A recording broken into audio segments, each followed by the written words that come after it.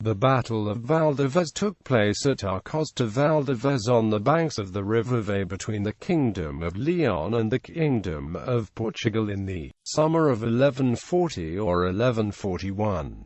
It is one of only two pitched battles that Alfonso VII of León is known to have fought, and the only of the two not coincident with a siege.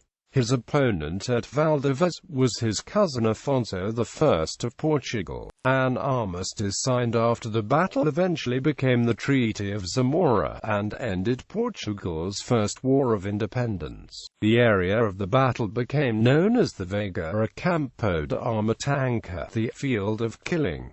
Course of the conflict. At the start of Alfonso VII's reign, Afonso of Portugal was his heir presumptive. The subsequent birth of two sons to Alfonso, the future kings Sancho III and Ferdinand II, and the geographic distance between Afonso's Portuguese power base and the crown's, probably convinced Afonso to rebel in contravention of the Treaty of His and invade Galicia. He crossed the Minho and entered the area of Valdevez.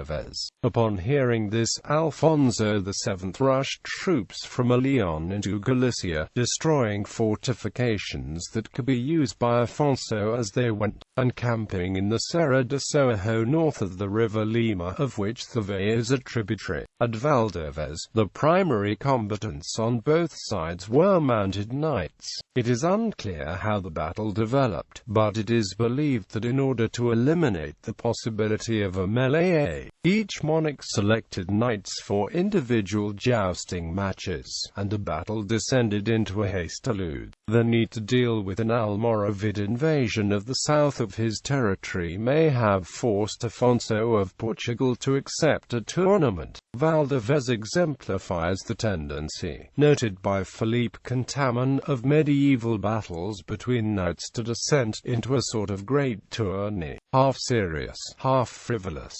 At Arcos de Valdevez many prisoners were taken but few lives lost. Besides Ramiro Froilas, who is the only nobleman taken at Valdevez mentioned by name in the contemporary Chronica ad Afonsi Imperatoris, the Portuguese may have captured Ponce Geraldo de Cabrera and the Traber brothers Fernando Perez and Bermudo Perez. The Portuguese succeeded in gaining the advantage by the laws of chivalry of the time, and defeated the Leonese knights. Under these circumstances a peace was concluded and prisoners exchanged. An armistice was signed after the battle that eventually became the Treaty of Zamora. Memorials. There is a commemorative azulejo mural of the battle in the São Bento train station. In Arcos de Valdevez, a monument by sculptor José Rodrigues commemorates the battle as a joust. In the Museu de Arcos de Valdevez, an artifact from the so-called Torneo de Cavaleiros is permanently on display.